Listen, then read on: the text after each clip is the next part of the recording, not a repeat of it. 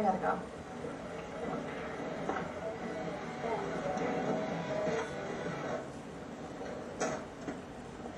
Hey, I just got a call from Julie Harvey wondering how the autopsy is going. Well, nothing suspicious so far. Lucky the bug. Hey, I know what he did was really stupid, but his heart was in the right place. Explain that to Julie Harvey. Uh-oh. This is not a good news phase. I ran Mr. Harvey's liver through the mass spectrometer and found a small dose of warfarin. Well, there's a smoking gun. What's warfarin? It's a blood thinner. The last thing a person prone to TIA should be taking. Also explains the vitamin K deficiency.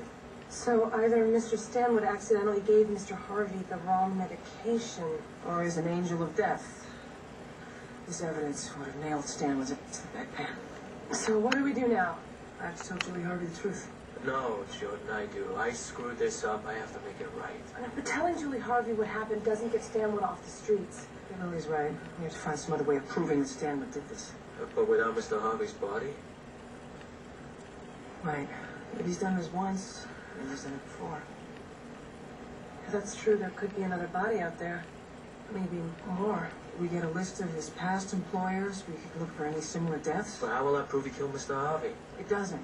But if there's a pattern, we can pin another murder on him instead of get him locked up. And how do we get this list? I mean, it's not like we can just ask him for it. Actually, I think we can. And I know the perfect guy to help us do it. Where is Mother Lebowski currently living?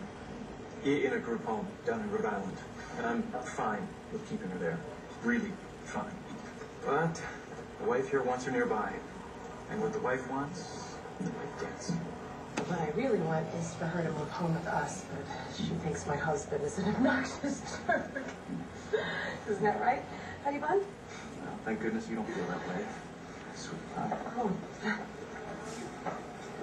Taking care of a dying family member can put quite a strain on a marriage. You're smart to consider hiring a caregiver. Though, as I told you, I've already committed to a new client. Yes, we know. But when I saw you in the morgue, how compassionate you were, I'm sure that we could improve upon whatever salary you're making. This isn't about the money for me. Oh, good to know. Now, both of us feel very strongly that Mother Lebowski doesn't suffer in any way. So, how do you feel about DNRs? I consider them an act of love.